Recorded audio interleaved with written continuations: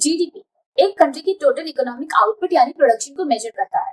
एक साल में कंट्री में कितने गुड्स एंड सर्विसेज प्रोड्यूस हुए हैं उसका टोटल वैल्यू। रिसेंटली आपने देखा होगा कि गवर्नमेंट ने जीएसटी रेट्स कम किए हैं ताकि कंज्यूमर प्रोडक्ट्स को लोअर प्राइसेस में बाय कर सके। लेकिन इससे जीडीपी पर क्या इम्पैक्ट होगा? फॉर एग्जाम्पल, पहले आप अगर ग्रोसरी बाय करने के लिए 1000 पे करते थे, तो अब बिकॉज ऑफ लोअर जीएसटी 900 पे करोगे एंड बचे हुए 100 रुपीज आप कहीं और स्पेंड करोगे। वहां भी आप लोअर प्राइसेस पे करोगे और जो बचे हुए पैसे वो कहीं और स्पेंड करोगे। इस तरीके से overall consumption will increase and consumption बढ़ रहा है तो डिमांड भी बढ़ेगा। डिमांड को मीट करने के लिए प्रोडक्शन बढ़ेगा, रिजल्ट जीडीपी बढ़ेगा।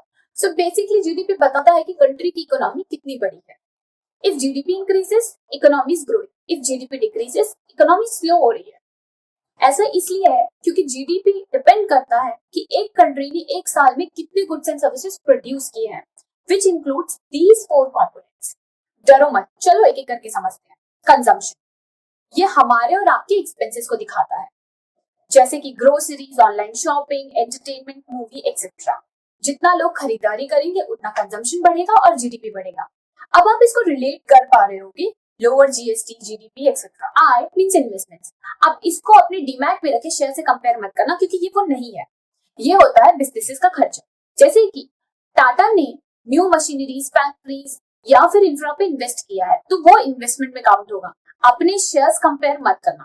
नेक्स्ट है गवर्नमेंट स्पेंडिंग, मतलब गवर्नमेंट का खर्चा, जैसे कि रोड्स, हॉस्पिटल्स, लाइब्रेरीज, जो कि बहुत कम है, और मंथली स्कीम के पैसे जो हर महीने आपके अकाउंट में आते हैं वो। एंड लास्टली नेट एक्सपोर्ट्स, मतलब एक्सपोर्ट माइनस इम्पोर्ट। ये बहुत ही इंपॉर्टेंट कंपोनेंट है। जब एक कंट्री किसी और कंट्री से बाय यानी कि इंपोर्ट करती है और सेल यानी कि एक्सपोर्ट करती है, तो उसे हम ट्रेड बोलते हैं।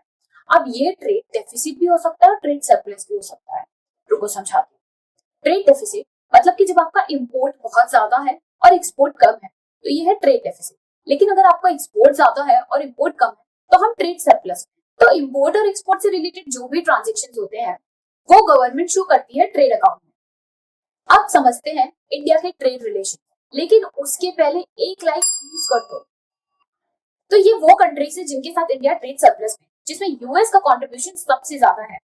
इंडिया यूएस को फार्मास्यूटिकल, आईटी सर्विसेज और टेक्सटाइल्स एक्सपोर्ट करती है। और ये वो कंट्रीज हैं जिनके साथ इंडिया ट्रेड डेफिसिट में है, जिसमें चाइना के साथ इंडिया का सबसे बड़ा ट्रेड डेफिसिट है, क्योंकि इंडिया चाइना पर मशीनरी, इलेक्ट्रॉनिक्स एंड केमिकल्स के लिए हेवीली डिपेंडेंट है। तो ये है हमारे ट्रेड रिलेशन। तो आप देख सकते हो इंडियन इकोनॉमी कितनी ज्यादा डिपेंड करती है यूएस एंड चाइना पर। इसीलिए जब भी ट्रेड, टैरिफ से रिलेटेड कोई भी न्यूज आती है तो मार्केट रिएक्ट करता है। आई होप आपको वीडियो पसंद आया है। प्लीज जाने से पहले लाइक, शेयर एंड सब्सक्राइब कर दो। Thank you.